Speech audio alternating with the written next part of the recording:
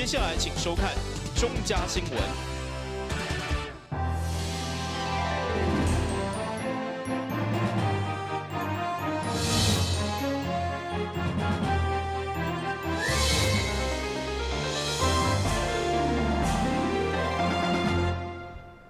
大家好，我是陈碧纯，欢迎收看7月24号礼拜三的中嘉台南地方新闻。台南市政府建立全台第一个全方位智慧交通中心，上午由市长黄伟哲主持启用典礼。这个中心未来将会用智慧科技来掌握全台南市的交通状况，提供民众上优质、舒适、甲便利的交通运输服务。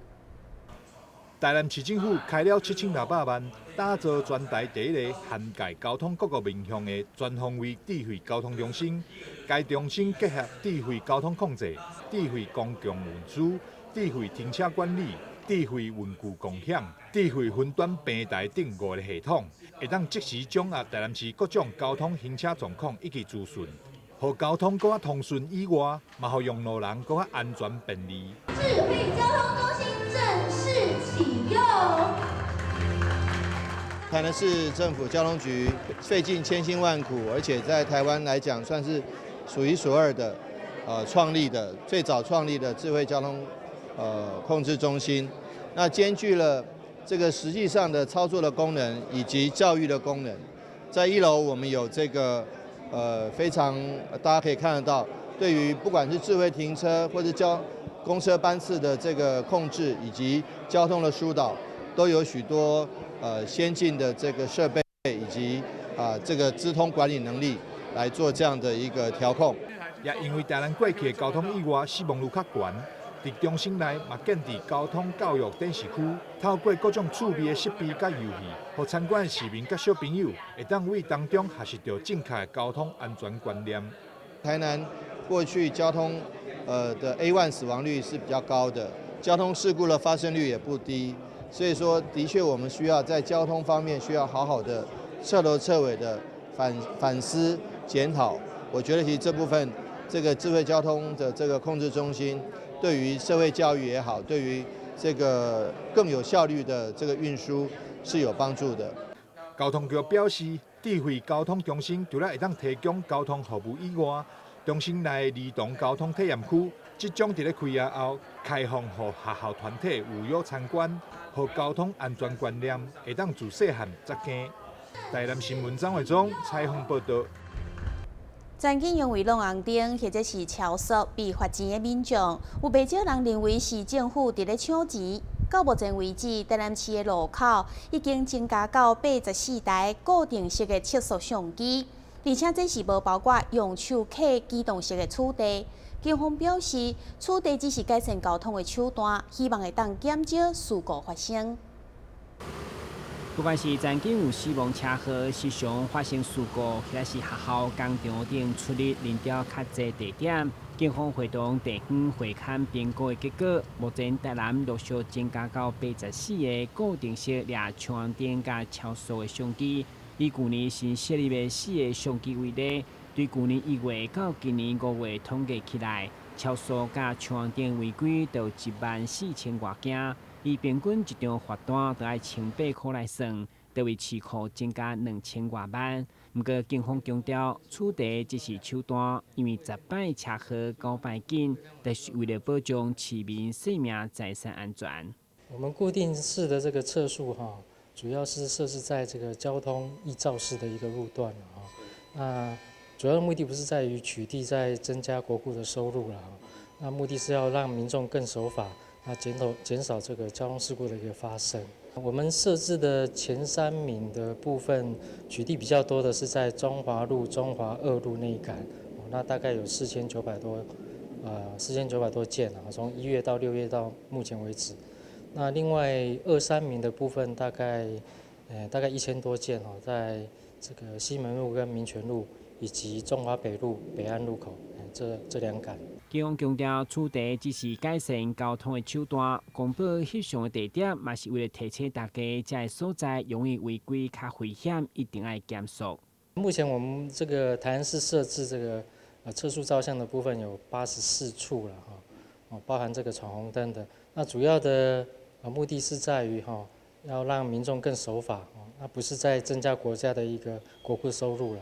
那如果民众守法，那交通事故就会比较少。警方进一步表示，以台南来讲，一台相机采购对150万到270万不等，贵33，加上财政有限，所以现况是84个，伫6都来讲算是真少啊。当然，警方认为的少，那民众收到红单，就开始埋怨政府各种人民当作提款机，所以议员建议警示标志等教育的配套一定要加强。45他现在管设这些照相机，那民众觉得好像有点抢劫感觉。那我觉得说，你市政府你要设这个照相的过程中，你是不是之前的配套措施做好了？有很多的地方你根本没有去提醒他。我想我们民众还是必须要教育的啦。你必须要教育他说，什么时候违规啊？这个会违规的情况会造成你有哪一部分的生命的危险。所以你如果要设这个照相之前，希望45这边能够在教育提升我们民众的教育。第二，在这个之前，你要提醒民众说这个前面有什么照相啦，有什么就是警示啊，你必须让民众知道。其实不管交通翕相的处地安那增加，民众只要遵守交通规则，就免惊。重要嘛是保障家己的安全。台南新闻管及林根采访报道。华山基金会安平爱心天使站服务已经超过13天，陪伴180多位弱势长辈行过孤苦的日子。为了让这些长辈有机会行出来，甲社会接触，24号特别邀请爱心志工，甲长辈做伙彩绘环保袋仔，陪伴因欢喜的佚佗。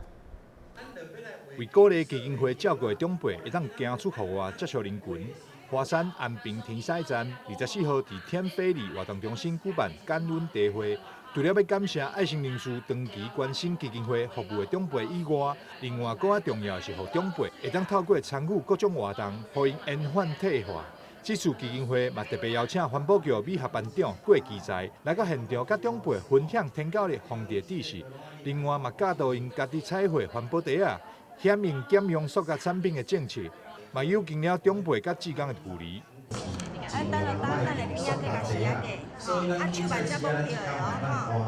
安平在过去的13年以来，我们服务将近180位长辈。现在每个月固定到宅服务访视的长辈呢，也有90多位。那我们每个月呢，到阿公阿嬷的家里面呢，提供他们关怀访视、物资的协助，还有量血压、护甲，并且也像今天一样，我们举办周年的感恩茶会，带我们的长辈们走出家门，跟其他的长辈互动活络，促进社会的参与。那这边的话，很希望可以呼吁民众，就是可以支持我们常年的服务经费。我们每个月服务一位长辈呢的服务费用是1250元。那很希望各位民众，如果可以的话，可以协助我们一起就是支持在地的服务。那安平天使站的电话是06-299-8015，06-299-8015。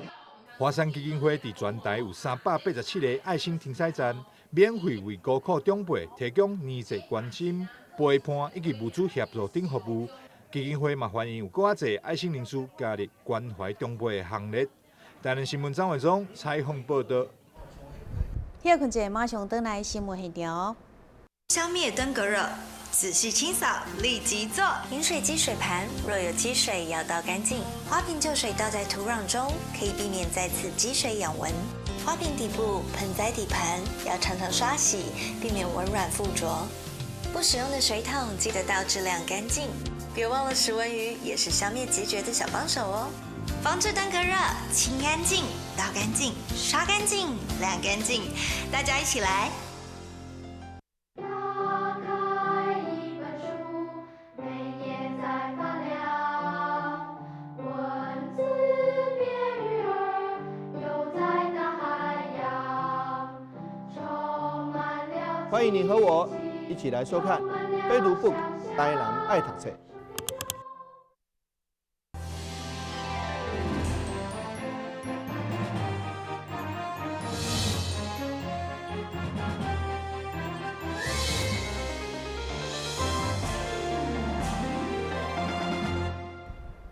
台南艺术节今年将伫10月份登场，这届邀请国内外艺术家，将台南的山海巷弄当作舞台，打造一个精彩表演。24号上午所举办的记者会，市长黄伟哲也亲身出席，为早鸟票做宣传。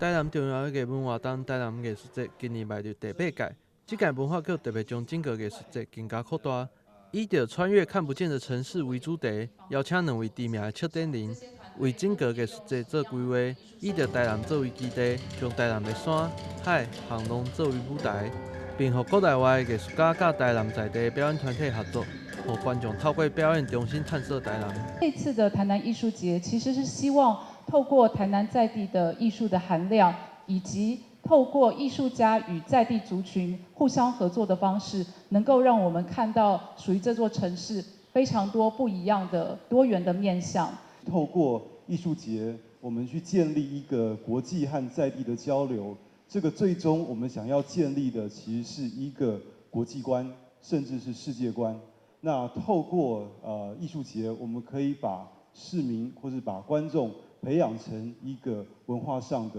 世界公民啊，那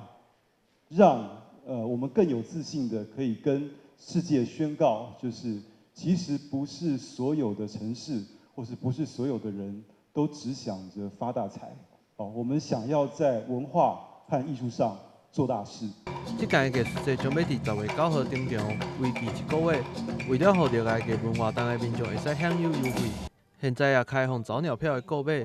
同时配合高铁的票也有相关的优惠。宣传记者会当中，市长黄伟哲也亲自出席，邀请民众莫错过台南这精彩的艺术节。台南作为一个文化古都也需要有市民朋友们有很强的文化的底蕴，很深的文化底蕴，在这边非常期待，热切期待艺术节以崭新的风貌呈现在市民以及国人的面前。那今年台南艺术节的主题叫做穿越看不见的城市。那其实台南这个城市历史文化内涵非常的丰富，但是我相信在座的各位好朋友其实都会认为说，对台南这个城市还是有一些地方是我们所不了解的。那我们希望透过表演艺术的方式，让大家可以看见不一样的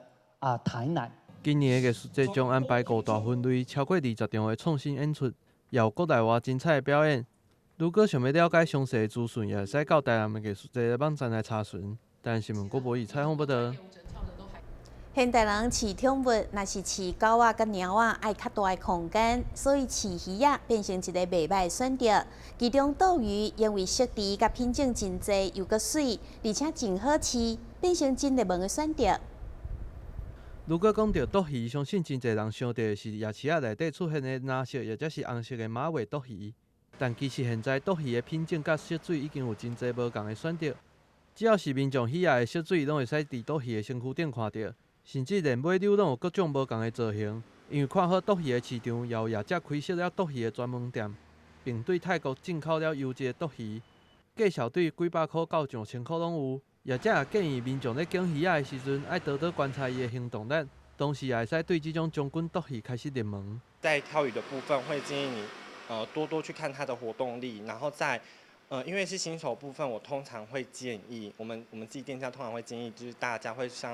从我们的将军斗鱼，就是我们的 PK 斗鱼先养起，因为这种斗鱼在活动性跟适应力它会比较强。那你可以从这种斗鱼下去着手了解整个斗鱼的生态，然后再来进而的就是你可以饲养看看非常漂亮的半月啊、3期非常大，或者是针状期的冠尾。斗鱼平均会使活2年到3年，因为伊较细只，也无适合团体饲做伙，所以需要的空间也无大。业者提醒饲斗鱼重点就是因伫换水的时阵，会使将大部分的水换掉。同时，一届饲的饲料嘛毋免伤济，一工上好就是饲2顿。店家这边都会建议客人就是以3到5天为一个换水的基准。那水的部分是做全换的动作，因为斗鱼不像我们一般的观赏鱼，它是需要去做养菌的部分，它只是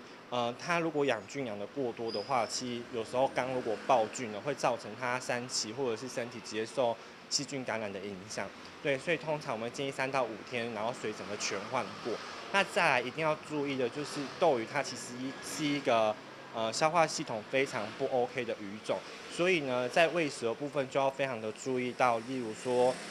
像一般体型的鱼只，我们会建议一天只喂2餐，那每餐喂3到4颗的部分。那比较巨型、比较大型的，我们就可以一天喂2餐，一餐可以喂8到10颗的部分。那一定要记得，就是斗鱼跟人一样，只要吃完不动就会积食，那也会造成它就是排泄不 OK 的部分。对，就是消化系统不好的地方。那一定要就是喂食完之后呢，然后拿一面镜子，或者是拿一样，就是拿斗鱼放在它旁边，让他们互相做展鳍、游动的动作，可以去帮助他们做消化的部分。其实不管是想要饲啥物款的鱼仔，事前的功课拢必须要做好，避免啥物拢唔知影饲落以后害鱼仔死去，伤害一条无辜的性命。但新闻国无以采访报道。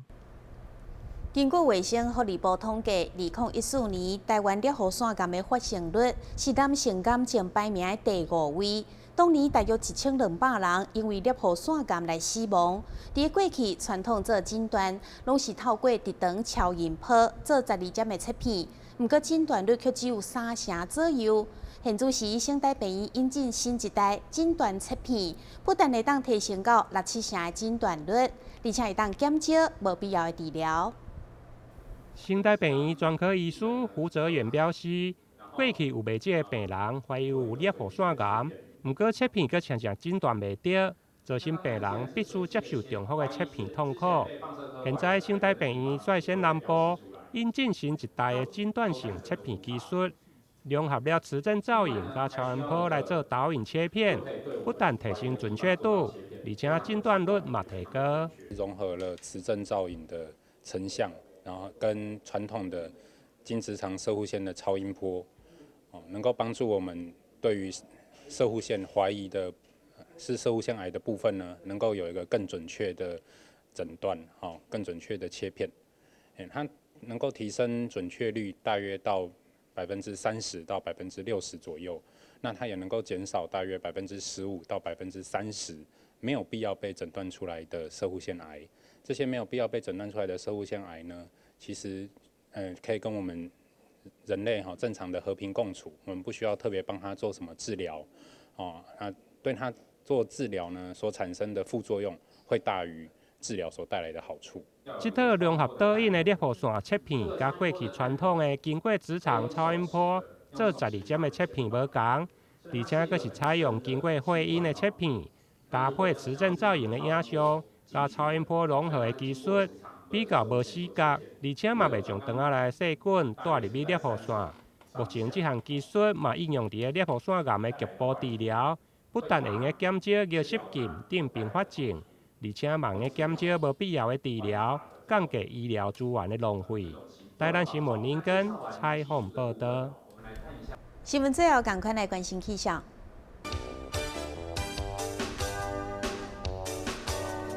明仔载是在云底将准好的天气，温度27度到32度，落雨的几率有3成。海面平均风力4级到5级，上大阵风是6级。感谢你收看7月24号的中嘉台南电视新闻，我是陈美纯，咱再会。